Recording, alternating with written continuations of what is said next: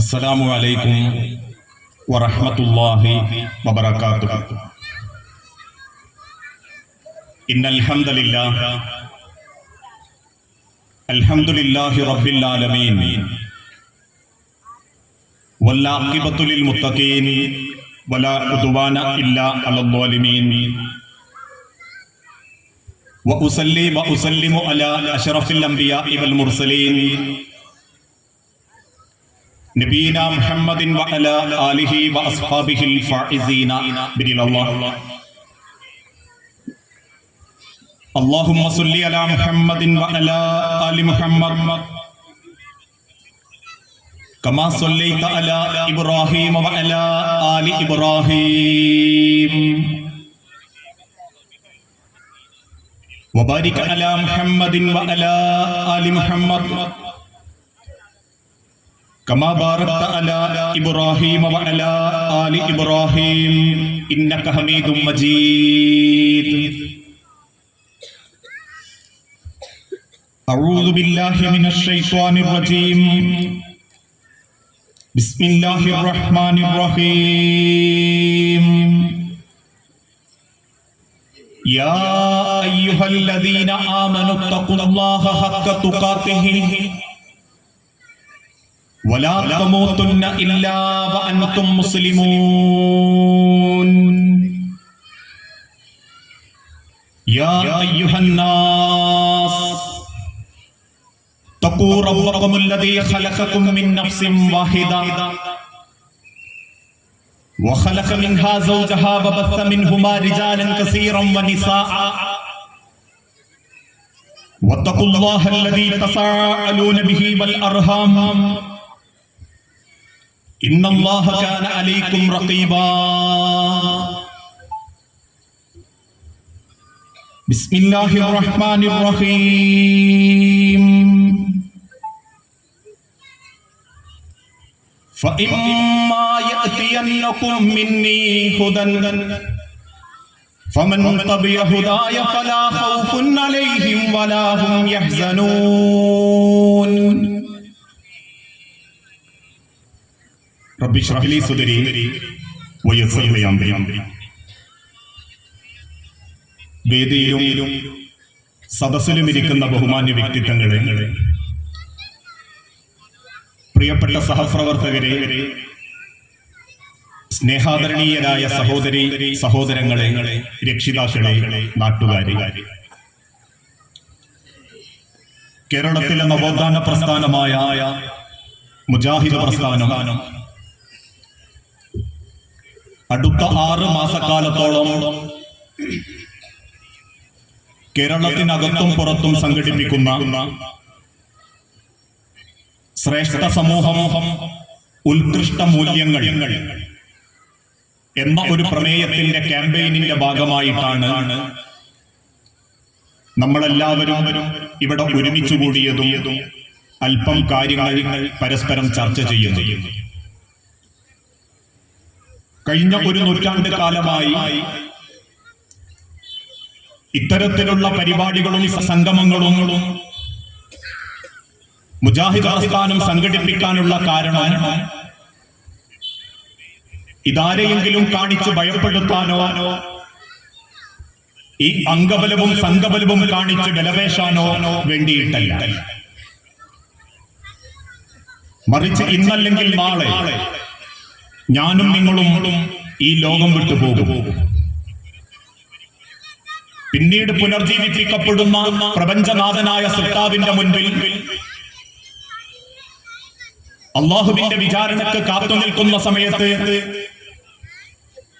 ഒരാൾ പോലും നമ്മളെ പറ്റി പറയാൻ പാടില്ല, അള്ളാഹുവേ, ഞങ്ങൾക്ക് ഏതാണ് ശരിയായ വഴി, ഏതാണ് യഥാർത്ഥ നീതി, ഇതൊന്നും അറിയിച്ചു തരാനും പഠിപ്പിച്ചു തരാനും ഞങ്ങളിൽ ആരുമില്ലായിരുന്നു റബ്ബേ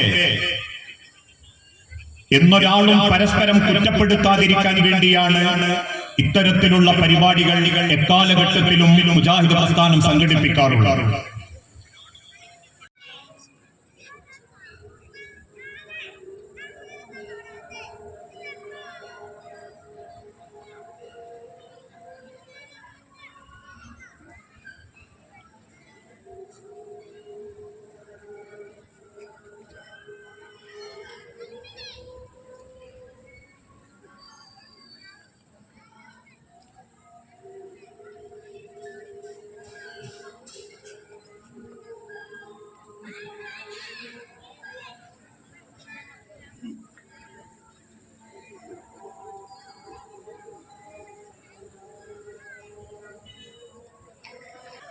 ബിസ്മില്ലാഹ് അൽഹംദുലില്ലാഹ്. സഹോദരങ്ങളെ, നാം ജീവിച്ചുകൊണ്ടിരിക്കുന്ന ഈ കാലഘട്ടത്തിൽ ലോകത്തെ ഏറ്റവും കൂടുതൽ ചർച്ച ചെയ്യപ്പെട്ടുകൊണ്ടിരിക്കുന്ന മതം പരിശുദ്ധ ഇസ്ലാം മാത്രമാണ്. ലോകത്ത് ഇത്രയേറെ ചർച്ച ചെയ്യപ്പെട്ടുകൊണ്ടിരിക്കുകയും വിമർശിക്കപ്പെട്ടുകൊണ്ടിരിക്കുകയും ചെയ്യുന്ന മതമാണ് പരിശുദ്ധ ഇസ്ലാമെങ്കിലും ലോകത്തെ ശത്രുക്കളെ പോലും അമ്പരപ്പിക്കുന്ന രീതിയിൽ വളർന്നുകൊണ്ടിരിക്കുന്ന ഒരു മതമാണ് പരിശുദ്ധ ഇസ്ലാം. മുൻകാലഘട്ടത്തിൽ ഇസ്ലാമിനെ പരിഹസിച്ചുകൊണ്ട് സിനിമകളും ഡോക്യുമെന്റുകളും ഇറക്കിയിരുന്ന പല ജൂത സംഘടനാ നേതാക്കളും ഇന്ന് ഇസ്ലാമിന്റെ വക്താക്കളാണ് എന്നുള്ളതും ഇസ്ലാമിന്റെ ശ്രേഷ്ഠതയെ പറ്റിയും ഇസ്സത്തിനെ പറ്റിയും ലോകത്തിന് പരിചയപ്പെടുത്തി കൊടുക്കുന്നു എന്നുള്ളതും എത്രമാത്രം ഈ ലോകത്തെ ഇസ്ലാം സ്വീകരിക്കപ്പെടുന്നു എന്നുള്ളതിന്റെ ലക്ഷണങ്ങളാണ്. എന്തുകൊണ്ടാണ് ഒരു ഭാഗത്ത് ശത്രുക്കൾ ഒരുമിച്ചുകൂടി പരിഹസിച്ചിട്ടും ഈ മതം ഇത്രത്തോളം വളരാനുള്ള കാരണം എന്ന ചോദ്യത്തിന് സമൂഹം ലോകം കൊടുക്കുന്ന ഒരു മറുപടി പരിശുദ്ധ ഇസ്ലാം ഒരു മനുഷ്യന്റെ ജീവിതത്തിലെ എല്ലാ മൂല്യങ്ങളെ പറ്റിയും ചർച്ച ചെയ്യുന്നുണ്ട്.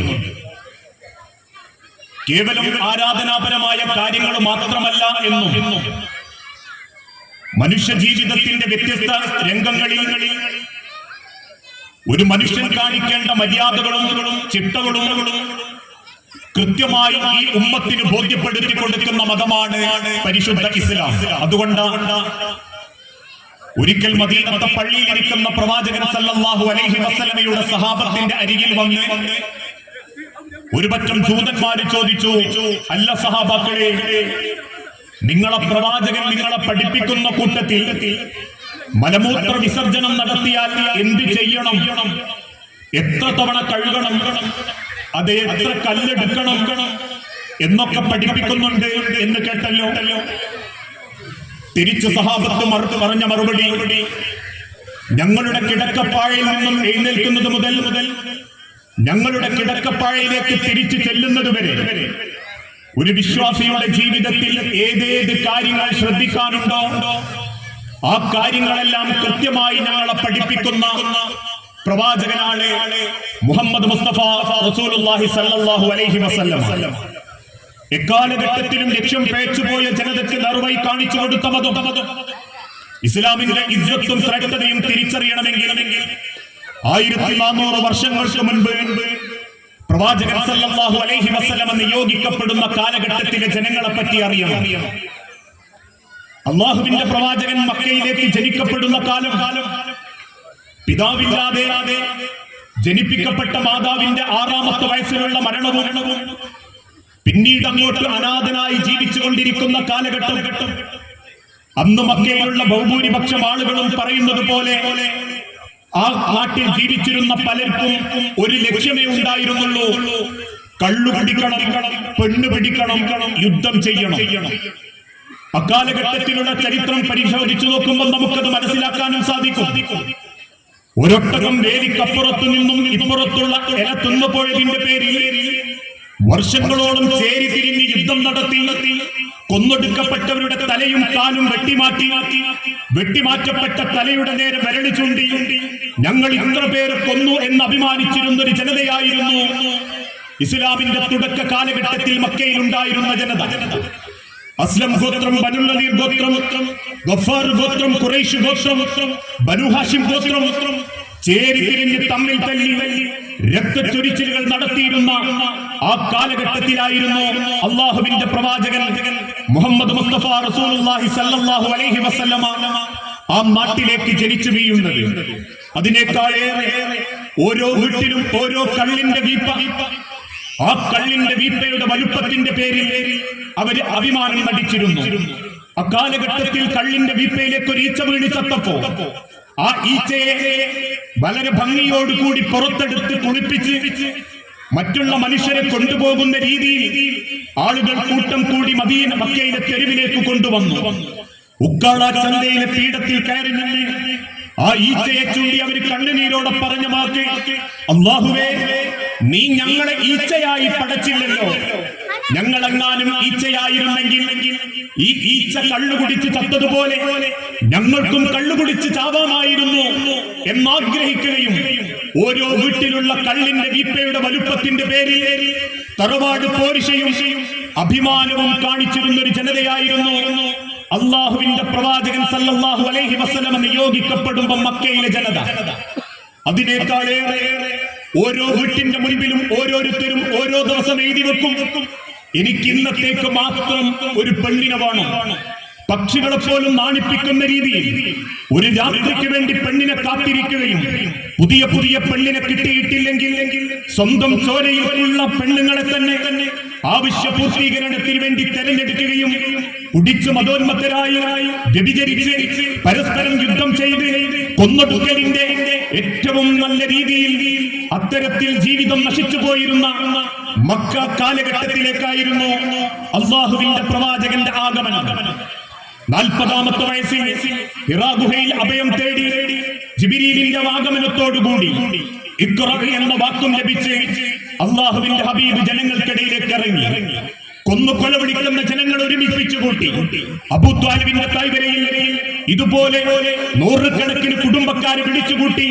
ആ ലോകത്തിന്റെ മുൻപിൽ അള്ളാഹുവിന്റെ ഹബീബ് ആദ്യം പറഞ്ഞൊരു വാക്കുണ്ട്, ഇന്നും മുജാഹിദ് പ്രസ്ഥാനത്തിനും ലോകത്തിന്റെ പ്രവാചകനെ സ്നേഹിക്കുന്നവർക്കും ലോകത്തിന്റെ റബ്ബായ റബ്ബുൽ ഇസ്സത്തിനെ ആഗ്രഹിക്കുന്നവർക്കും ഈ ലോകത്തോട് പറയാനുള്ള വാക്ക്, ഖുൽ ലാ ഇലാഹ ഇല്ലല്ലാഹ്, ഏകനായ ഒരു സൃഷ്ടാവുണ്ട് മനുഷ്യരെ, ആ സൃഷ്ടാവിനെ അറിയണം, ആ റബ്ബിലേക്ക് മടങ്ങണം, ആ റബ്ബിന്റെ തീരുമാനം ഉൾക്കൊള്ളണം, ആ റബ്ബിന്റെ പ്രവാചകന്മാരെ അംഗീകരിക്കണം എന്ന് തന്റെ മുൻപിലിരിക്കുന്ന ജനങ്ങൾക്ക് തിരുദൂതൻ ഓതിക്കൊടുത്തു.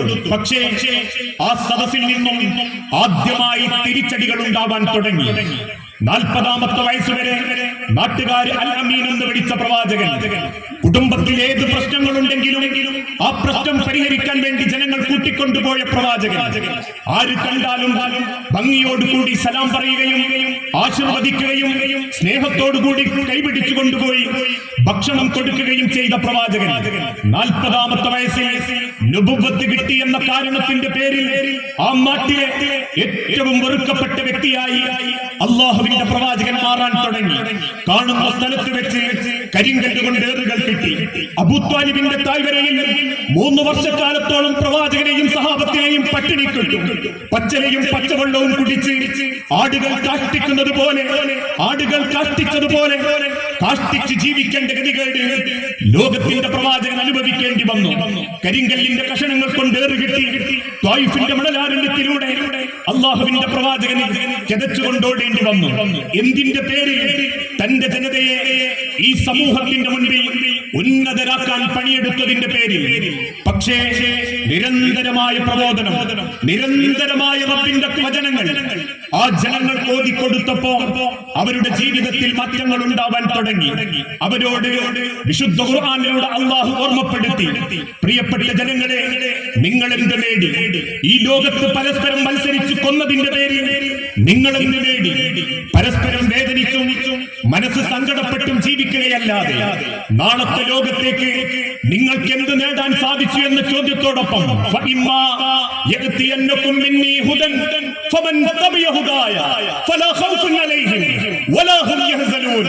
എന്റെ റബ്ബിന്റെ അരികിൽ നിന്നുള്ള വചനം നിങ്ങൾക്ക് വന്നെത്തിക്കഴിഞ്ഞാൽ നിങ്ങൾ അതിനെ പിന്തുടരണം, നിങ്ങളത് ഏറ്റെടുക്കണം. എങ്കിൽ മാത്രമേ നിങ്ങളൊരു ശ്രേഷ്ഠ സമൂഹമായി മാറുകയുള്ളൂ. കാലകീലകളല്ല, സിനിമാ നടന്റെ വചനങ്ങളല്ല, പരസ്യ മോഡലുകളുടെ അഭിനയങ്ങളല്ല, ആരെങ്കിലും സ്വന്തം ഇഷ്ടത്തിന് പറയുന്ന വ്യാഖ്യാനങ്ങളല്ല, യൂട്യൂബ് വരുമാനത്തിന് വേണ്ടി തലക്കെട്ടുകാർ പടച്ചുവിടുന്ന തോന്നിവാസങ്ങളല്ല, അവനവന്റെ ജീവിതത്തിന്റെ നേട്ടങ്ങൾക്ക് വേണ്ടി മുസ്ലിം ഉമ്മത്തിനെ കൂട്ടിക്കൊടുക്കുന്ന കാപാലികന്മാരുടെ വചനങ്ങളല്ല. എന്റെ റബ്ബിന്റെ വചനം അത് നിങ്ങളിലേക്ക് വന്നെത്തിക്കഴിഞ്ഞാൽ അതാര് സ്വീകരിക്കുന്നുവോ അവർക്ക് 2 അനുഭവങ്ങൾ അള്ളാഹു വാഗ്ദാനം ചെയ്യുന്നു. അവർക്ക് ദുഃഖിക്കേണ്ടി വരികയില്ല. അവർക്ക് ഭയപ്പെടേണ്ടി വരികയില്ല. ഭയപ്പാടില്ലാത്ത, ദുഃഖങ്ങളില്ലാത്ത ആ വചനം ആ ഉമ്മത്ത് സ്വീകരിക്കാൻ തുടങ്ങി. ഏകനായ റബ്ബിലേക്ക് അവർ മടങ്ങാൻ മനസ്സുകൾ താല്പര്യപ്പെട്ടു. ഏത് നിലക്കും ആ റബ്ബിന്റെ തൃപ്തിക്ക് വേണ്ടി അവർ ജീവിച്ചപ്പോ ഇന്ന് ലോകം കണ്ട ഏറ്റവും നല്ലൊരു സമൂഹമായി അല്ലാഹു തആല ആ ഉമ്മത്ത് മുഹമ്മദിനെ മാറ്റി. അതുകൊണ്ട് ആ റബ്ബ് വിശുദ്ധ ഖുർആനിലൂടെ പഠിപ്പിച്ചതും കുൻതും ഖൈറ ഉമ്മ ഉഖ്രിജത് ലിന്നാസ്, ഈ ഭൂലോകത്ത് റബ്ബ് സൃഷ്ടിച്ച ജനങ്ങളിൽ ഏറ്റവും ശ്രേഷ്ഠരാക്കപ്പെട്ടവർ ആ പ്രവാചകന്റെ ഉമ്മത്താണ്. അള്ളാഹുവിന്റെ റസൂലിന്റെ കൂടെ ജീവിതം നടത്തി റസൂലുള്ളാഹിനെ സ്നേഹിച്ച് റബ്ബിനെ കണ്ടവർ, ആ റബ്ബിന്റെ വചനങ്ങളെ സ്വീകരിച്ചവർ. എത്രത്തോളം എന്നാൽ പരസ്പരം യുദ്ധം നടത്തിയിരുന്ന ജനത തന്റെ സ്വത്തിന്റെ പകുതി തന്റെ സഹോദരന് കൊടുക്കാൻ തുടങ്ങി. ഭക്ഷണം പാകം ചെയ്യുന്നവൻ തന്റെ അയൽപ്പക്കക്കാരനെ പരിഗണിക്കാൻ തുടങ്ങി. എന്റെ സുഹൃത്തിന്റെ രക്തം എന്റെ രക്തത്തെക്കാൾ അഭിമാന ബോധമുള്ളതാണെന്ന് അവർ തിരിച്ചറിയാൻ തുടങ്ങി. അള്ളാഹുവിന് വേണ്ടി എന്തും സഹിക്കാൻ അവർ തയ്യാറായി.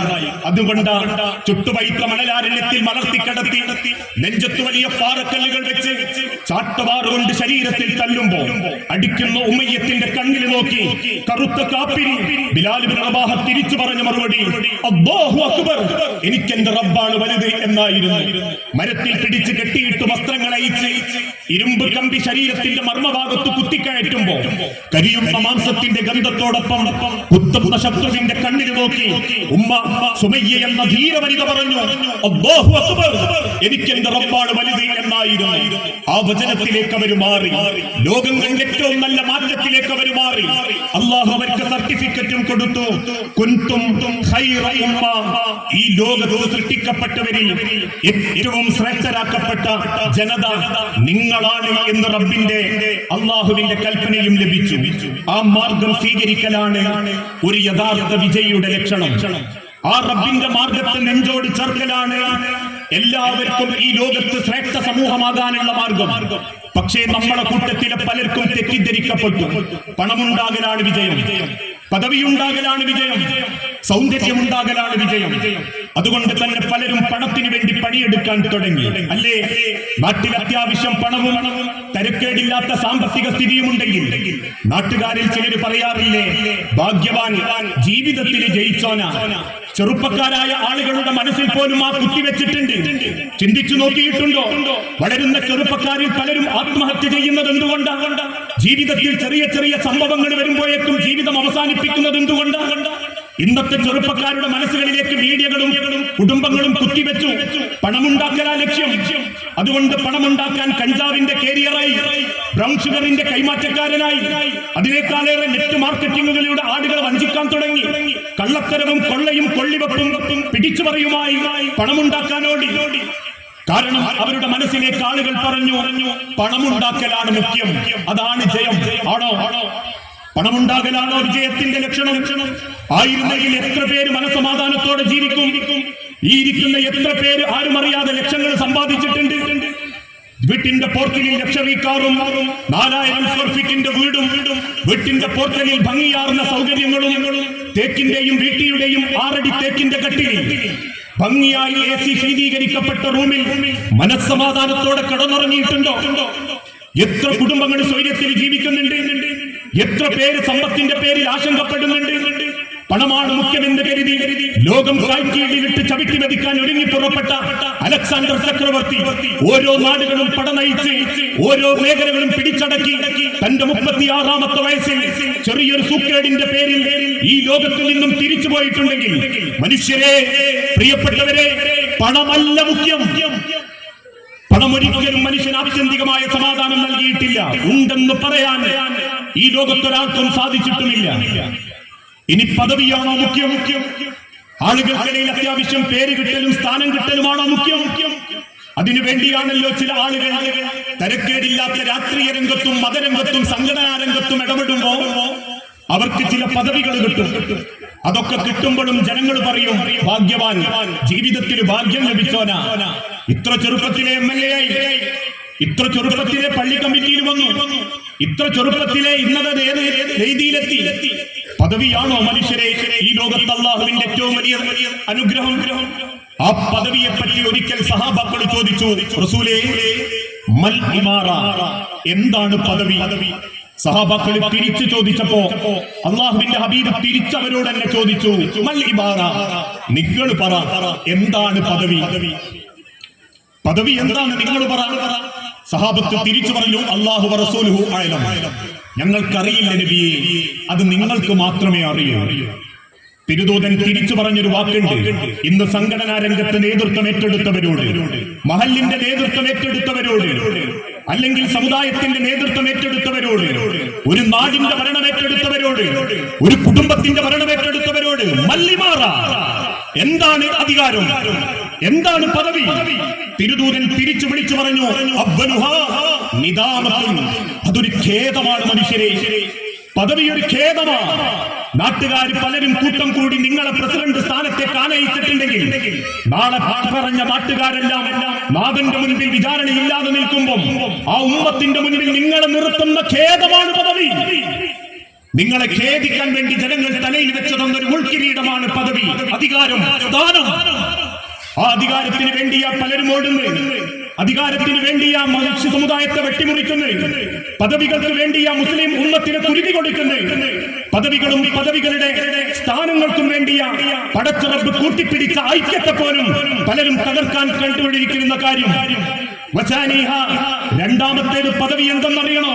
അൽഹയ, അതൊരു അപമാനമാണ്, അതൊരു നാണക്കേടാണ്. ഇക്കണ്ട ജനങ്ങളൊക്കെ പടച്ചറപ്പിന്റെ കോടതിയിൽ നിൽക്കുമ്പോൾ പദവികൾക്കും സ്ഥാനങ്ങൾക്കും വേണ്ടി ജീവിച്ച നിന്നെ അല്ലാഹു ഏറ്റവും വലിയ അപമാനത്തിലേക്ക് കൊണ്ടുപോകും, അപമാനത്തിലേക്ക് കൊണ്ടുപോകും. പദവിയല്ല ജീവിതത്തിന്റെ വിജയം, പണമല്ല ജീവിതത്തിന്റെ വിജയം. ഇനി സൗന്ദര്യമാണോ ജീവിതത്തിന്റെ വിജയം? അങ്ങനെയാണോ തെറ്റിദ്ധരിച്ചിരിക്കുന്നത്? അതുകൊണ്ടാണല്ലോ തിരുദൂതൻ വേണ്ടെന്ന് പറഞ്ഞ പലരും നമ്മൾ വേണമെന്ന് വെച്ചത്. അല്ലാഹു ശപിച്ചിരിക്കുന്നു. ആരെ? അൽ വാസിമാതു വൽ മുതവസ്സിമാതു വന്നാഇമാതു, അതോടൊപ്പം തന്നെ ചുണ്ടിൽ ചായം തേക്കുന്നവളെയും ചായം തേക്കാൻ ഇരുന്നു കൊടുക്കുന്നവളെയും, കണ്ണിന്റെ പിരികം വടിക്കുന്നവളെയും പിരികം വടിക്കാൻ ഇരുന്നു കൊടുക്കുന്നവളെയും അല്ലാഹു ശപിച്ചിരിക്കുന്നു. പക്ഷേ ഇന്ന് ചെറുപ്പക്കാർക്കും മക്കൾക്കും തോന്നി സൗന്ദര്യമാ വിജയം. അതുകൊണ്ടാണല്ലോ സൗന്ദര്യം ഉണ്ടാക്കാൻ വേണ്ടി പരക്കം പാഞ്ഞുകൊണ്ടിരിക്കുന്നതും. പക്ഷെ ചിന്തിച്ചു നോക്കിയിട്ടുണ്ടോ, ഈ സൗന്ദര്യത്തിന് എത്രയാ വില? ഈ കാണുന്ന തൊലിവെളുപ്പിനും ഭംഗിക്കും എത്രയാ വില? ഒരു ചെറിയ സൂക്കേട് വന്നാൽ തീരാവുന്നതേയുള്ളൂ. കയ്യിന്റെ വലത്തെ ഇടത്തെ കയ്യിന്റെ ഉള്ളിൽ കുത്തിപ്പറയുന്ന വേദനയുമായി ആശുപത്രിയിൽ ചെന്ന പെണ്ണ് 4ാമത്തെ മാസം ശുഷ്കിച്ച എല്ലും തോലുമായി മോർച്ചറിയിൽ കിടക്കുന്നുണ്ടെങ്കിൽ സൗന്ദര്യം ഈ ലോകത്തൊരാൾക്കും ഏറ്റവും വലിയ സമാധാനം നൽകിയിട്ടില്ല. അതല്ല വിജയം. ഈ സൗന്ദര്യത്തിന്റെ അളവ് പോലും ഈ കാലഘട്ടത്തിലെ വൈദ്യശാസ്ത്രം പഠിപ്പിച്ചു. ഈ ജീവനുള്ള കാലത്തെ സൗന്ദര്യത്തിനും വിലയുള്ളൂ.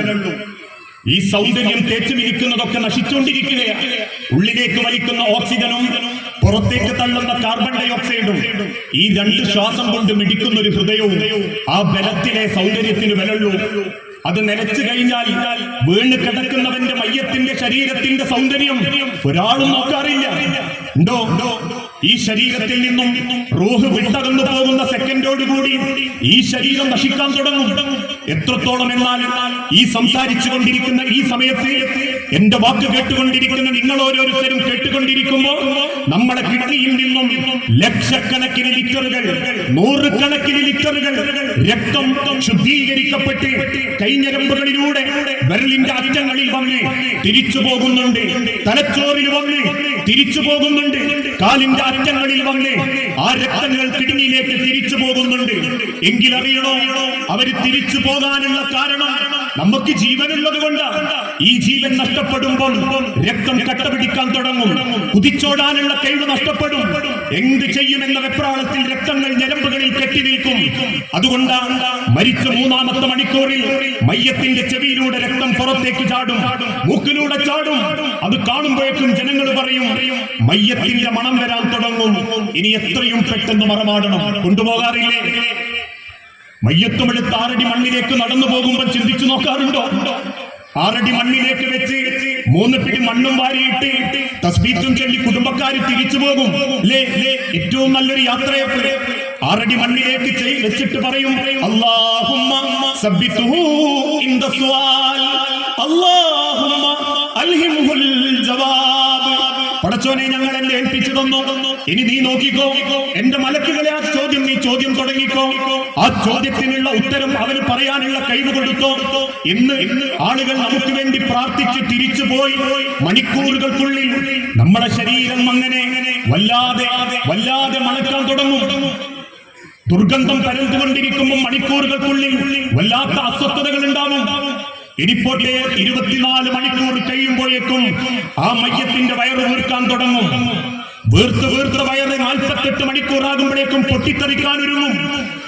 48 മണിക്കൂറിന് ശേഷം പൊട്ടിത്തെറിക്കുന്ന വയറിനുള്ളിൽ നിന്നും അതേ ശരീരത്തിൽ നിന്ന് പുഴുക്കളുടെ സ്ഥാനങ്ങൾ അറിയിച്ചു തുടങ്ങും. ചിന്തിച്ചു നോക്കിയിട്ടുണ്ടോ? തൊട്ടടുത്തുള്ള മാവിൽ മാങ്ങ പഴുത്ത് കിടക്കുമ്പോൾ ആ മാങ്ങ അരിഞ്ഞു കൊണ്ടുപോകുന്ന മനുഷ്യന്റെ ഉള്ളിൽ ആ മാങ്ങ അരിഞ്ഞപ്പോൾ കാണുന്നത് പുഴുക്കളാണെങ്കിൽ ആരാ മനുഷ്യരെ ആ പുഴുക്കളെ ഉള്ളിൽ വെച്ചത്? ആരാ പുഴുക്കളെ ഉള്ളിലേക്ക് ഇഞ്ചക്ട് ചെയ്തത്? ലോകത്തിന്റെ റബ്ബ് ഓർമ്മപ്പെടുത്തി അല്ലാഹു സാധിച്ചത് കുൻ ഫയകൂൻ, നിങ്ങൾക്കുണ്ടാവണമെന്ന് റബ്ബ് തീരുമാനിച്ചാൽ അതുണ്ടാകുമെന്ന് പഠിപ്പിച്ച റബ്ബ് പറഞ്ഞു, നിന്റെ ശരീരത്തിൽ അതേ കോലത്തിൽ അതേ നിന്റെ ജീവിതത്തിൽ പുഴുക്കൾ നിന്റെ ശരീരത്തിൽ നിന്നും പുറത്തേക്ക് വരും. അതുകൊണ്ടാ തഴവ കുഞ്ഞുമോദ് മുസ്ലിയാർ പാടിയതും ഖബറൊന്നു കേട്ടാൽ തൽക്ഷണം ഞെട്ടേണ്ടതാ, അത് കാണുമ്പോൾ വാ വിട്ടു നീ കരയേണ്ടതാ, മേടക്ക് പകരം മാളമാ സുബ്ഹാന, റബ്ബി അതിൽ കിടക്കേണ്ടതാണ് അസ്മാന, ചിതലും പുഴുക്കൾ മാളവും പെരുത്തുണ്ടതിൽ സന്തോഷമാണ് അവകൾക്കു നീ ചെല്ലുന്നതിൽ, പൊൻവർണ്ണ കോമള മൃദുലമായ ശരീരമേ സമരത്തിലാണ് പരസ്പരം തിന്നുന്നതിൽ. 2 or 3 ദിവസം കൊണ്ട് നിങ്ങളുടെ കണ്ണുകൾ കുഴിയിലേക്ക് വീഴും. അടർത്തി മാറ്റാൻ പോലും സാധ്യമല്ലാത്ത നിലക്ക് റബ്ബ് ഘടിപ്പിച്ച ഈ 2 കണ്ണിന്റെ മണികൾ, ഈ 2 കണ്ണിന്റെ കൃഷ്ണമണികളടക്കം കുഴിയിലേക്ക് താഴ്ന്നു പോകും. ആ കാഴ്ചയെ പറ്റിയാ പിന്നീട് തഴവ മുസ്ലിയാർ പാടിയതും.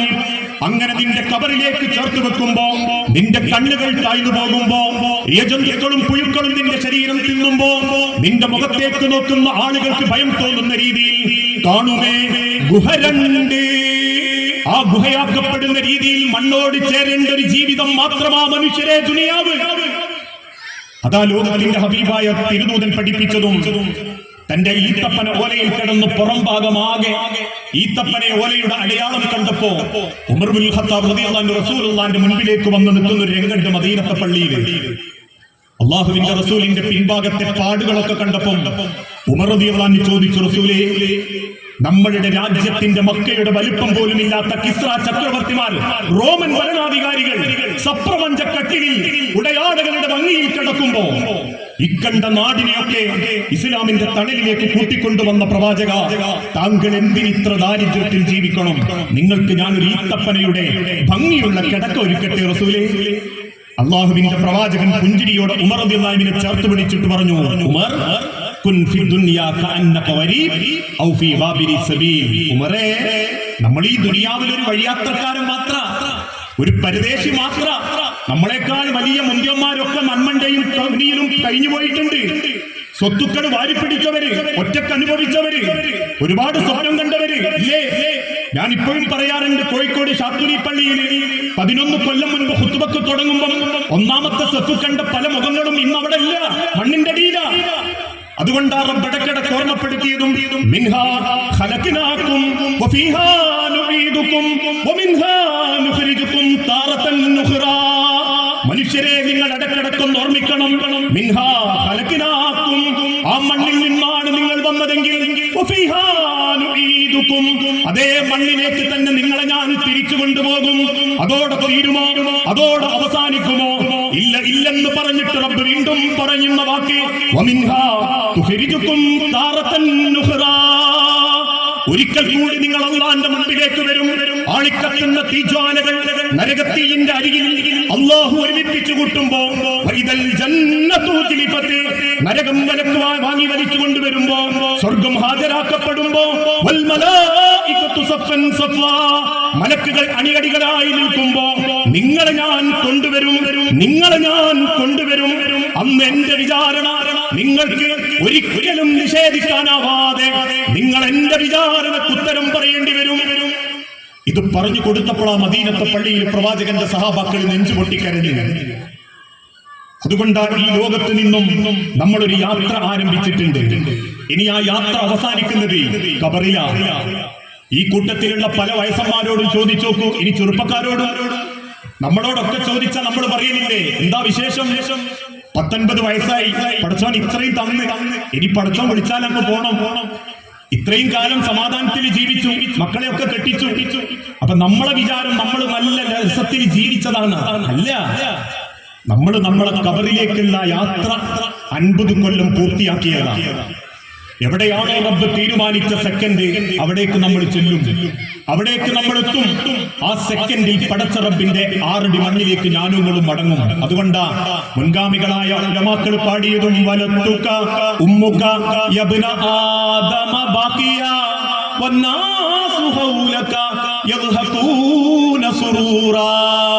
വലത്തുക ഉമ്മുക, നിന്റെ ഉമ്മ നിന്നെ പ്രസവിച്ചത്, അഥവാ നിന്റെ ഉമ്മ നിന്നെ മുന്നേ ഈ ഭൂമിയിലേക്ക് കൊണ്ടുവന്നത്, അഥവാ നിന്റെ മാതാവ് നിന്നെ ഗർഭം ധരിച്ച് പ്രസവിച്ചത് ബാക്കിയാ കരയുന്നവനായിക്കൊണ്ടാണെങ്കിൽ അന്ന് വന്നാസു ഹൗലക യദ്ഹഖൂന സുറൂറാ. നിന്റെ ചുറ്റുഭാഗത്തുള്ളവർ നിന്റെ ആ കരച്ചില് കണ്ട് സന്തോഷം കൊണ്ട് വീർപ്പുമുട്ടി കൈകൊണ്ട് വാങ്ങി നിന്റെ ചെവിയിൽ വാങ്ങു കൊടുത്ത് പരസ്പരം സ്നേഹത്തോടെ നിന്റെ കവിളുകളിലേക്ക് സന്തോഷത്തിന്റെ ചുംബനങ്ങൾ നൽകുമ്പം നീ ചിന്തിച്ചു നോക്കിയിട്ടുണ്ട് മനുഷ്യ? വന്നാസ് ഹൗലക യഹ്സനൂന ഹസീനാ. ചുറ്റുഭാഗത്തുള്ളവർ വിതുമ്പിക്കൊണ്ട് കരയുമ്പോ, നെഞ്ചുപൊട്ടി കരയുമ്പോ, അവർക്ക് നടുവിൽ ഒന്നുമില്ലാത്തവനെ പോലെ കിടന്നുറങ്ങുന്ന ഒരു യാത്രയെ പറ്റി നീ ചിന്തിച്ചു നോക്കിയിട്ടുണ്ടോ? ആ യാത്രയുടെ തുടക്കമാണ് നിന്റെ ജീവിതത്തിന്റെ തുടക്കം. ആ യാത്രയുടെ തുടക്കമാണ് നിന്റെ ആയുസിന്റെ തുടക്കം. ആ ആയുസ് നിനക്ക് റബ്ബ് തന്നിട്ടുണ്ടെങ്കിൽ ഇനി നിനക്ക് പ്രതീക്ഷിക്കാവുന്നത് ആ 6 അടി മണ്ണിലേക്കുള്ള യാത്രയും 6 അടി മണ്ണിലുള്ള ലോകവും അല്ലാഹുവിന്റെ ഹശർ എന്ന മൈതാനിയും മാത്രമാണ്. ആ ലോകത്തേക്കുള്ള യാത്ര നമ്മൾ ആരംഭിച്ചിരിക്കുക. അതുകൊണ്ടാ റബ്ബ് പറഞ്ഞതും ഈ ലോകത്ത് പണവും പദവിയും സ്ഥാനങ്ങളും ഒന്നുമല്ല മുഖ്യം, മറിച്ച് നിങ്ങൾ അല്ലാഹുവിനെ ഓർത്തുകൊണ്ട് റബ്ബിനെ മനസ്സുകൊണ്ട് സ്മരിച്ച് അല്ലാഹുവിലേക്ക് മടങ്ങണം. അതാണ് ഏറ്റവും വലിയ സമാധാനം. അല്ലേ? എത്ര പേരാ സൗകര്യമില്ലാണ്ട് ജീവിക്കുന്നത്, എത്ര പേരാ മനസമാധാനമില്ലാതെ പരക്കം പായുന്നത്. ലോകത്ത് സമാധാനം എവിടെയെന്ന് ചിന്തിച്ചോടിക്കൊണ്ടിരിക്കുക സൈക്യാട്രിസ്റ്റുകൾ, കൗൺസിലിംഗുകാര്. പക്ഷേ അതിനേക്കാളൊക്കെ സമാധാനം കിട്ടുന്ന ഒരു വാക്ക് റബ്ബ് പറഞ്ഞു തന്നിട്ടുണ്ട്. അലാ ബിദിക്രില്ലാഹി തത്മഇന്നുൽ ഖുലൂബ്. മനുഷ്യ, നിന്നെ സൃഷ്ടിച്ചതിന്റെ റബ്ബിനെ ഓർക്കണം. നിനക്കൊരു കുറവും വരുത്താതെ നിനക്കാവശ്യമുള്ളതെല്ലാം ഒരുക്കി തന്ന നിന്റെ നാഥനെ നീ അറിയണം. മനുഷ്യ, പിതാവിന്റെ ശ്രവിക്കപ്പെടുന്ന കോടിക്കണക്കിന് ബീജങ്ങളിലെ ഒരു നിസാര ബീജമായിരുന്ന നിന്നെ മാതാവിന്റെ ഗർഭാശയത്തിന്റെ 3 ഭിത്തികൾക്കുള്ളിലുള്ള അണ്ഡവുമായി കൂടിയോജിപ്പിച്ച് രക്തപിണ്ഡമാക്കി, പിന്നീട് അലകയാക്കി, മുതുകയാക്കി, എല്ലുകൾ നൽകി, വീണ്ടും മാംസങ്ങളെ കൊണ്ട് പൊതിഞ്ഞ് ഈ കാണുന്ന പവറിലും പത്രാസിലും നിന്നെ ഒരുക്കിയ നിന്റെ നാഥൻ പുറത്തേക്ക് വരുമ്പം നിന്റെ തല പുറത്തേക്ക് വരുന്ന രീതിയിൽ മാതാവിന്റെ ഗർഭാശയത്തിൽ ഒരുക്കിയ നാഥൻ നിന്റെ ജീവിതത്തിൽ ആദ്യത്തെ വെള്ളം ഉമ്മാന്റെ പൊക്കിളിലൂടെ നിനക്ക് തന്ന് സംരക്ഷിച്ച നാഥൻ, നിന്റെ വായു ഉമ്മാന്റെ പൊക്കിളിലൂടെ നിനക്ക് തന്ന് സംരക്ഷിച്ച നാഥൻ, ഭൂമിയിലേക്ക് വരുമ്പം സ്നേഹിക്കാൻ മാതാപിതാക്കളെ ഒരുക്കി തന്ന നാഥൻ, നീ ജീവിക്കുമ്പോ നിനക്ക് ഭക്ഷണം ഒരുക്കി തന്ന നാഥൻ, നിനക്ക് സ്നേഹിക്കാൻ കുടുംബങ്ങൾ ഒരുക്കി തന്ന നാഥൻ, നിന്റെ കൈകാലുകൾക്ക് ജീവൻ നൽകിയ നാഥൻ. ആ നാഥനെ കുറിച്ചുള്ള ഓർമ്മകൾ അലാ ബിദിക്രില്ല, അലാ ബിദിക്രില്ല. ആ റബ്ബിനെ നീ ഓർത്തോ, നിനക്ക് പിന്നെ ദുഃഖിക്കേണ്ടി വരുന്നില്ല. ബിദിക്രില്ലാഹി തത്മഇന്നുൽ ഖുലൂബ്. നിന്റെ മനസ്സ് ശാന്തമാകും, നിന്റെ മനസ്സ് ശാന്തമാകും. പണമില്ലാത്തതിന്റെ പേരിൽ ഇനി കരയൂല. കാരണം പടച്ചോൻ വിധിച്ചതേ എനിക്ക് കിട്ടിയിട്ടുള്ളൂ, നീ സമാധാനിക്കും. പദവി കിട്ടാത്തതിന്റെ പേരിൽ ഇനി ബേജാറാവൂല. കാരണം പദവി പടച്ചോൻ എനിക്ക് തന്നിട്ടില്ലേ, പദവി തന്നോരെക്കാളിലും പടച്ചോൻ നിന്നെ ആദരിച്ചു എന്ന് ചിന്തിക്കും. സൗന്ദര്യം ഇല്ലാത്തതിന്റെ പേരിൽ ഇനി ഒരിക്കലും സങ്കടപ്പെടൂല. കാരണം പടച്ചോൻ സൃഷ്ടിച്ചതാ വെളുപ്പും കറുപ്പും എന്ന് നിനക്ക് ബോധമുണ്ടാകും. അതാ റബ്ബ് പറഞ്ഞതും, യാ അയ്യുഹന്നാസ് ഇന്നാ ഖലഖനാകും മിൻ ദക്കരിൻ വ ഉൻസാ വജഅൽനാകും ശുഊബൻ വഖബായില ലിതആറഫു ഇന്ന അക്രമകും ഇൻദല്ലാഹി അത്ഖാകും. ഒരാണിൽ നിന്നും പെണ്ണിൽ നിന്നുമാ നിങ്ങളൊക്കെ പടച്ചത് എന്നുള്ളൊരു ബോധം ഉണ്ടായാൽ മതി.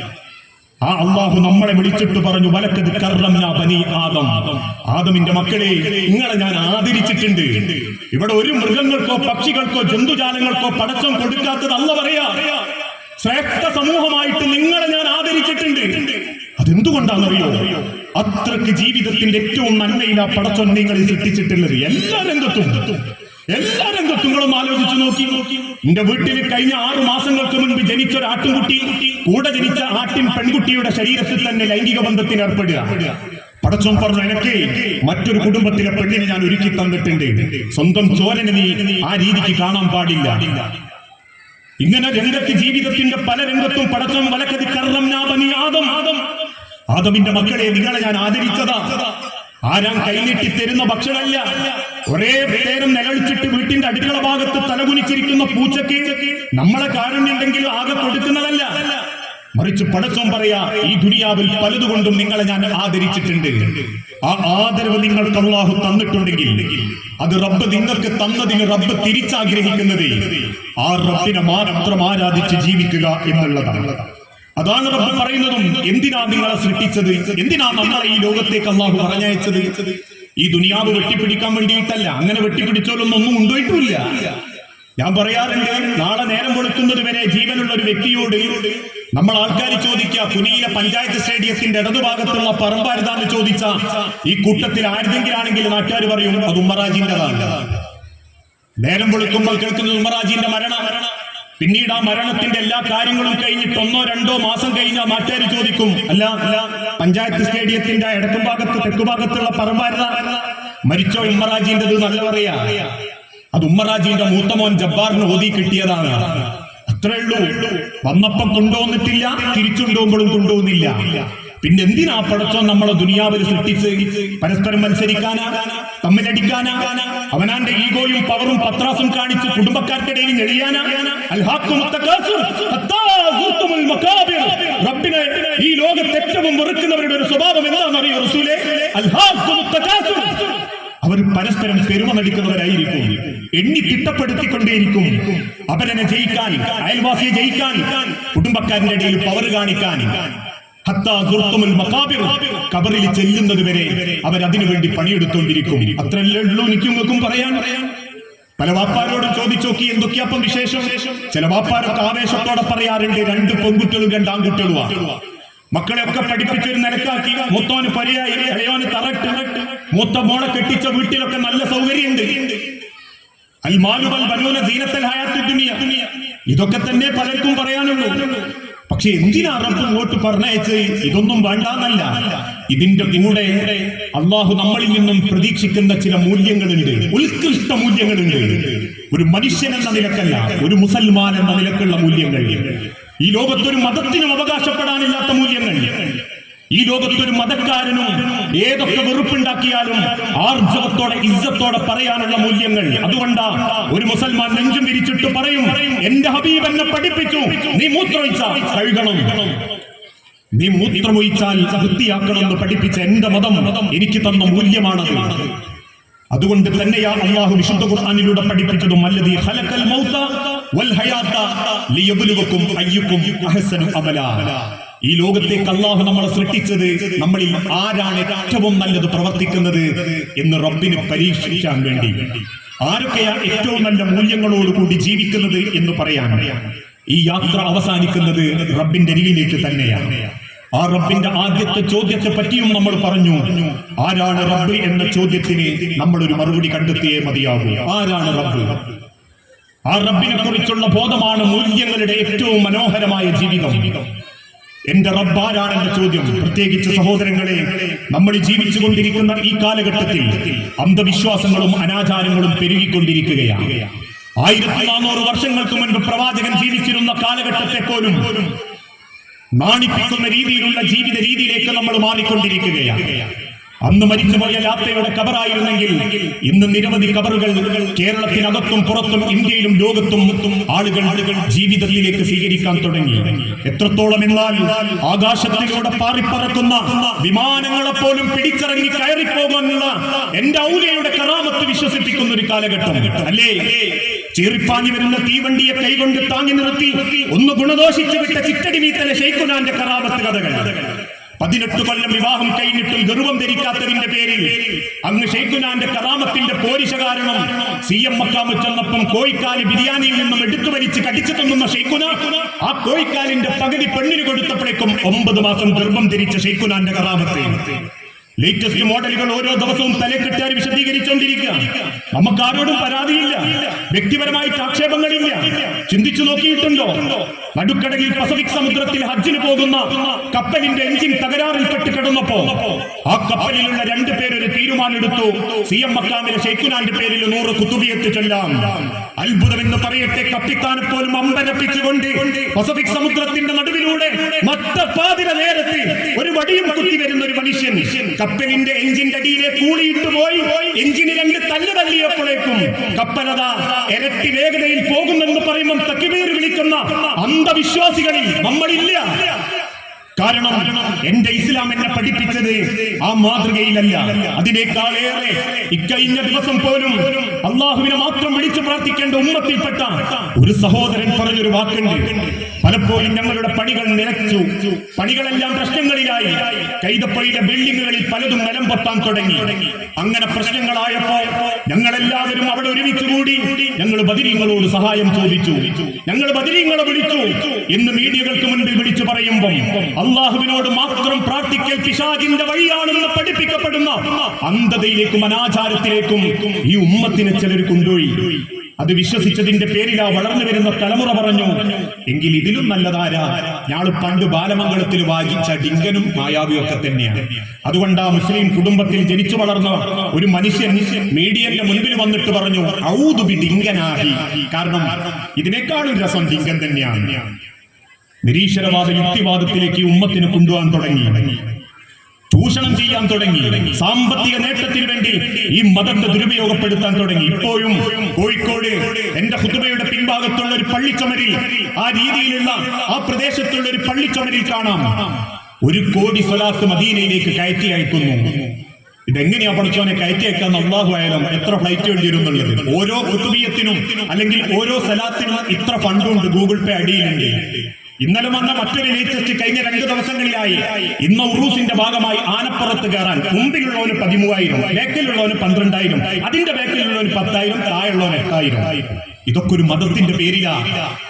അള്ളാഹുവിന്റെ ഹബീബായി ലഭിത്തങ്ങൾ പഠിപ്പിച്ച ചൂഷണങ്ങളില്ലാത്ത, അന്ധവിശ്വാസങ്ങളില്ലാത്ത, അനാചാരങ്ങളില്ലാത്ത ഒരു മതത്തിന്റെ പേരിൽ സ്വന്തം മകൻ മരിച്ച അന്ന് ഗ്രഹണം ബാധിച്ചപ്പം ആ ഗ്രഹണം ബാധിച്ചത് പ്രവാചകന്റെ മകൻ മരിച്ചിട്ടാണെന്ന് പറഞ്ഞപ്പം മകന്റെ മയ്യത്ത് മറമാടുന്നതിന്റെ മുൻപേ മദീനത്തെ പള്ളിയിൽ വന്ന് എന്റെ മകന്റെ മരണം കൊണ്ടാണ് സൂര്യന് ഗ്രഹണം ബാധിച്ചതെന്ന് പറഞ്ഞാൽ അതെന്റെ വിശ്വാസമല്ലെന്ന് ലോകത്തെ പഠിപ്പിച്ച എന്റെ ഹബീബിന്റെ പേരിനെ പോലും പരിഹാസ്യമാക്കുന്ന രീതിയിൽ ഈ ഉമ്മത്തിനെ പലരും നശിപ്പിക്കുമ്പോ അവിടെ നമുക്ക് അവരോട് പറയാനുള്ളത്, വമാ ഖദറുല്ലാഹ ഹഖ ഖദരിഹി. നിങ്ങൾ അല്ലാഹുവിനെ അറിയേണ്ട പ്രകാരം അറിഞ്ഞിട്ടില്ല. നിങ്ങൾ അള്ളാഹുവിനെ അറിയേണ്ട പ്രകാരം അറിഞ്ഞിട്ടില്ല. ജാതീയതയില്ലാത്ത, മതവെറുപ്പില്ലാത്ത, വിഭാഗീയതയില്ലാത്ത എന്റെ റബ്ബ് എന്നെ പഠിപ്പിച്ച ഏകദൈവ വിശ്വാസം, ആ നാഥന്റെ അരികിലേക്കുള്ള യാത്രയാണ് എന്റെ ജീവിതം എന്ന തിരിച്ചറിവ്. പ്രത്യേകിച്ച് ഇന്നത്തെ യുവാക്കളോടും കൗമാരങ്ങളോടും ലിബറൽ ചിന്താഗതികൾ വിശ്വാസരംഗത്ത് വർദ്ധിപ്പിച്ചുകൊണ്ടിരിക്കുകയാണ് അല്ലേ? അതുകൊണ്ട് ആ പെണ്ണും കല്യാണം കഴിക്കുന്നത്, ആണും കല്യാണം കഴിക്കുന്നത് ഇന്ന് പല ഉമ്മാർക്കും അറിയൂല, അല്ലെങ്കിൽ മാതാക്കൾക്കും അറിയില്ല, പിതാക്കൾക്കും അറിയൂല. ചിന്തിച്ചു നോക്കിയിട്ടുണ്ടോ?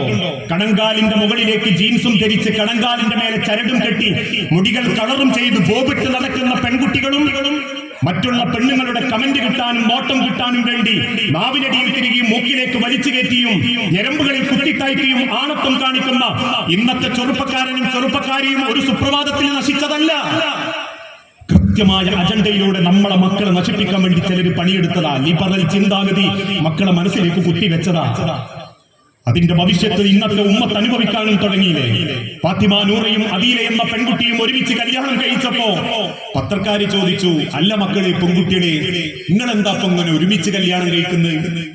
ഇങ്ങനെ കഴിച്ചാൽ അങ്ങക്കൊരു കുടുംബത്തിന്റെ സുഖം കിട്ടുമോ? പെൺകുട്ടികൾ തിരിച്ചു പറഞ്ഞ മറുപടി നമ്മളെ ഒരുപാട് ചിന്തിപ്പിക്കേണ്ടതാണ്. ആ പെൺകുട്ടികൾ തിരിച്ചു പറഞ്ഞു, ഇതാകുമ്പോൾ ഗർഭം ധരിക്കണ്ടല്ലോ, ഇതാകുമ്പോൾ പ്രസവിക്കുകയും വേണ്ട, മക്കളൊക്കെയും വേണ്ട, മുലകൊടുക്കുകയും വേണ്ട. അപ്പൊ ഇതൊക്കെ ഒരു വലിയ ഭാരമാണ് മക്കൾക്ക് തോന്നിത്തുടങ്ങി. കാരണം ഇൻഡിവിജ്വൽ ഫ്രീഡം, ഞങ്ങളുടെ സ്വയം വ്യക്തിഗത താല്പര്യത്തിനനുസരിച്ച് ഞങ്ങൾ ജീവിക്കാൻ സമ്മതിക്കണം. അങ്ങനെ വന്നതാ ജെൻഡർ ന്യൂട്രാലിറ്റി, അങ്ങനെ വന്നതാ ജെൻഡർ ഈക്വാലിറ്റി. അതിന്റെ പിന്നിലുള്ള കവാടതങ്ങൾ അറിയാത്തതുകൊണ്ടാണ്. സ്വന്തം പെൺമക്കളോട് ആൺമക്കൾ ഇട്ടതുപോലെ ഇട്ടിട്ട് പോണ സ്കൂളിൽ നിന്ന് പറയേണ്ടത് ആ പറഞ്ഞു കൊടുക്കുന്ന ഒരു മാതാവിന് പറയാൻ പറ്റണം, മോളെ പെണ്ണായിട്ട് വളർന്നിട്ട് എന്റെ അഭിമാനം കാണിക്കണം. ഒരാണിന്റെ മാതിരി പാന്റ് ഉടുക്കലും ആണിന്റെ മാതിരി കുപ്പായിടലും അല്ല ന്യൂട്രാലിറ്റി. മറിച്ച് ആണിന്റെ മേലെ എത്തുന്ന സംസ്കാരം കൊണ്ടും ഗുണം കൊണ്ടും നിന്റെ ജീവിത രീതികളെ കൊണ്ടും നിനക്ക് ആണിനെ മടികടക്കാൻ പറ്റും. അതാ ഈക്വാലിറ്റി, അതാണ് ഒരു സ്ത്രീയുടെ ശാക്തീകരണം. അല്ലാണ്ട് ആണിനെ നോക്കിയിട്ട് ആണുങ്ങൾക്ക് എന്ത് സുഖ പാന്റ് ഉടുക്ക കുപ്പായിട, അങ്ങനെയല്ല പറഞ്ഞു കൊടുക്കേണ്ടതും പഠിപ്പിക്കേണ്ടതും. മക്കളോട് പറയണം, പെണ്ണായിട്ട് വളരുമ്പോ നിനക്ക് പടച്ചോൻ തരുന്ന ഒരു ബർക്കത്തുണ്ട്. എന്റെ വയറിൽ ഒരു കുഞ്ഞിന് വേണ്ടി പടച്ചോൻ സ്ഥാനം കൊടുക്കുമ്പം അഭിമാനിച്ചോളൂ ഉമ്മാരെ. എന്തുകൊണ്ടാ പടച്ചോൻ നിങ്ങളെ കാലിന്റെ തോട്ടിൽ ആ സ്വർഗം തരണേ? എന്തിനാ സ്വർഗത്തിന്റെ 8 വാതിലും ഉമ്മാരെ നിങ്ങൾക്ക് തുറന്നുതരാന്ന് പറഞ്ഞേ? സ്വർഗത്തിൽ കൂടുതലും സ്ത്രീകളാണ് എന്റെ റസൂൽ പറയാനുള്ള കാരണം നമ്മൾ കേട്ടത് നരകത്ത് കൂടുതലും പെണ്ണുങ്ങളാണ്. അല്ല, സ്വർഗത്തിലും കൂടുതൽ സ്ത്രീകളാണ്. ഈ സ്ഥാനമൊക്കെ പടച്ചോൻ തന്നത് എന്താണെന്നറിയോ? നിങ്ങളെ നേരെ മറന്റെ അപ്പുറം ഇരിക്കുന്ന ഈ മനുഷ്യന്മാരൊക്കെ ഒരു ഉമ്മാന്റെ വയറ്റിൽ കിടന്നതാ. ഇവരെ വയറ്റിൽ ഒരു ഉമ്മയും കിടന്നിട്ടില്ല, ഇവരെ വയറ്റിൽ ഒരു പെണ്ണും കിടന്നിട്ടില്ല. നിങ്ങളെ വയറ്റിൽ കിടന്നവരാണ് ഈ കാണുന്ന ആണെന്ന വർഗം മുഴുവൻ. അത് അഭിമാനമാണ്, അന്തത. കാരണം ഈ ലോകത്തിന്റെ നിലനിൽപ്പ് എന്റെ ഉദരത്തിലാ, എന്റെ വയറിലാ. അതുകൊണ്ട് അവസാനത്തെ വിടവാങ്ങൽ പ്രസംഗത്തിൽ പോലും തന്റെ ലക്ഷക്കണക്കിന് സഹാബത്തിനെ അറഫ മൈതാനിയിൽ നിർത്തി അള്ളാന്റെ പ്രവാചകൻ അവസാനം പറഞ്ഞൊരു വാക്കുണ്ട്, നിങ്ങളെ സ്ത്രീകളോട് നിങ്ങൾ മര്യാദക്ക് പെരുമാറണട്ടോ. കാരണം അവര് ജീവിച്ചതുകൊണ്ടാണ് നിങ്ങൾ ഉണ്ടായത്. അവര് ജീവിതം മാറ്റിവെച്ചതുകൊണ്ടാണ്. ഒരു ഉമ്മാന്റെ വയറിലാ ലോകത്തിന്റെ നിലനിൽപ്പ്, ഒരു ഉമ്മാന്റെ ഉദരത്തിലാ ഈ ലോകത്തിന്റെ സന്തോഷം. ആ തിരിച്ചറിവിലേക്ക് ഈ സമുദായത്തെ മാറ്റാൻ, പ്രത്യേകിച്ച് വളർന്നുകൊണ്ടിരിക്കുന്ന മക്കൾക്ക് അന്ധവിശ്വാസവും അനാചാരവും ആകർഷിക്കപ്പെടുക. അതുകൊണ്ടാണ് ഏക സിവിൽ കോഡിന്റെ ചർച്ചയൊക്കെ വന്നപ്പം നമ്മളെ സ്ഥാപനങ്ങളിൽ പഠിക്കുന്ന മക്കൾ പോലും പറയുന്നു, അങ്ങനെ വന്നാൽ ഇപ്പൊ എന്താ പ്രശ്നം? എല്ലാവർക്കും ഒരേ നിയമല്ലേ? ഒരുമിച്ച് കത്തിക്കാനാ തീരുമാനെങ്കിൽ ഒരുമിച്ച് കത്തിച്ചാ പോരെ മയ്യത്ത്? ആ മക്കൾക്ക് അറിയിച്ചു കൊടുക്കണം, മക്കളെ അള്ളാന്റെ ഹബീബ് പറഞ്ഞൊരു രീതി ഉണ്ട്.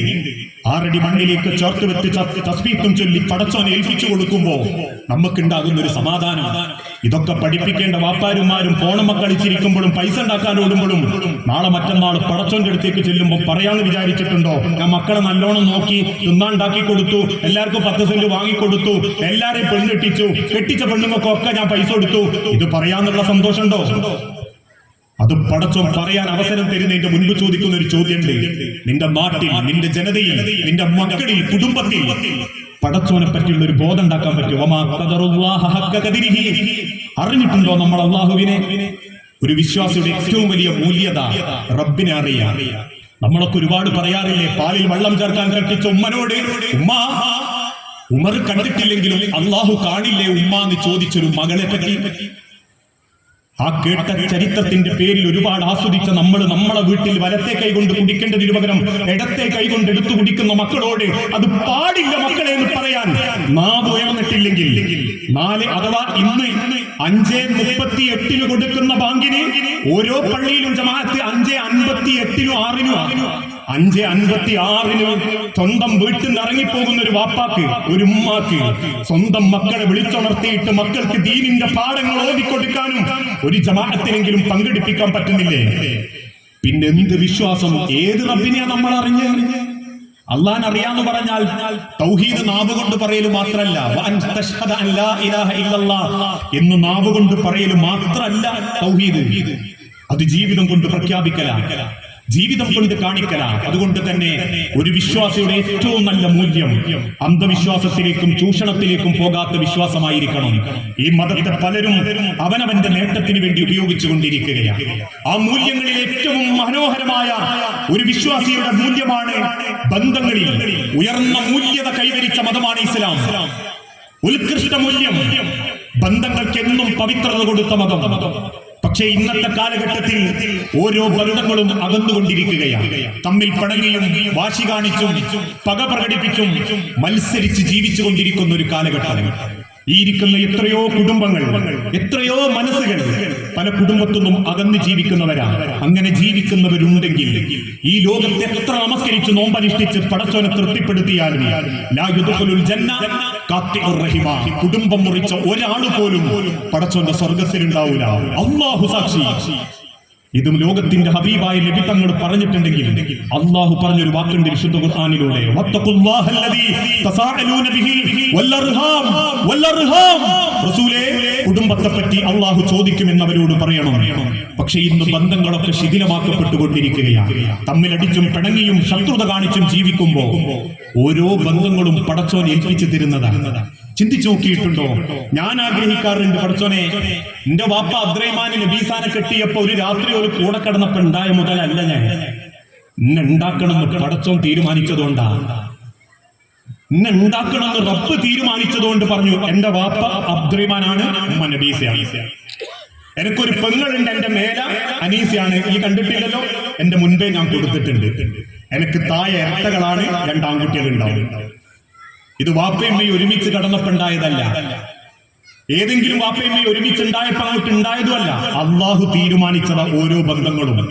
എന്റെ വാപ്പ ആരാവണം, എന്റെ മൂത്താപ്പ ആരാവണം, ഞാൻ ഏത് കുടുംബത്തിൽ ജനിക്കണം, ഞാൻ ഏത് പെണ്ണിനെ ഏത് കല്യാണത്തിൽ ഏത് വീട്ടിൽ നിന്ന് കല്യാണം കഴിക്കണം, ഇതൊക്കെ പടച്ചോൻ തീരുമാനിച്ചെന്നതാ. അല്ലാണ്ട് നമ്മൾ കുറെ തെരഞ്ഞതുകൊണ്ടും ബ്രോക്കറെ പിന്നാലെ നടന്നതുകൊണ്ടും 100 ഫോട്ടോ കണ്ടതുകൊണ്ടും അവസാനം അവിടെ എത്തിപ്പെട്ടതൊന്നുമല്ല. നമ്മളെ എഴുതി വെച്ചത് ആ കുടുംബത്തിലാണ്, അവിടെ നമ്മൾ എത്തും. ആ ബന്ധങ്ങൾക്ക് എന്നും പ്രാധാന്യം കൊടുക്കുന്നവനാ ഒരു നല്ല വിശ്വാസി. അത് ഇസ്ലാമിന്റെ മൂല്യ. അള്ളാഹുവിന്റെ പ്രവാചകനെ മൃഗീയമായി ഉപദ്രവിച്ച സ്വന്തം കുടുംബത്തോട് അള്ളാഹുവിന്റെ റസൂൽ കാണിച്ച മര്യാദല്ലേ? കരിങ്കൽ കൊണ്ട് എറിഞ്ഞോടിച്ച ഉമ്മത്തിനെ പോലും മുന്നിൽ കിട്ടിയപ്പോ റസൂലുള്ള പുറത്തൊരു പൊറുക്കലില്ലേ? പട്ടിണിക്കിട്ട് ഉപരോധിച്ചപ്പോ പോലും അള്ളാഹുവിന്റെ റസൂൽ കുറ്റം പറയാത്തൊരു കുടുംബല്ലേ? കണ്ണുനീരോടെ റസൂലുള്ള ഹാഷിം കുടുംബത്തോട് ചോദിച്ചൊരു ചോദ്യമുണ്ട്. ഉമ്മ കുടുംബമായ ഹാഷിം കുടുംബത്തോട് ചോദിച്ചൊരു ചോദ്യം, ബനു ഹാഷിം കുടുംബമേ, നിങ്ങൾ എന്തിനാണ് നിങ്ങൾ ഉപദ്രവിക്കുന്നത്? കാരണം ഓരോ ബന്ധങ്ങൾക്കും റസൂലുള്ള സ്ഥാനം കൊടുത്തിട്ടുണ്ട്.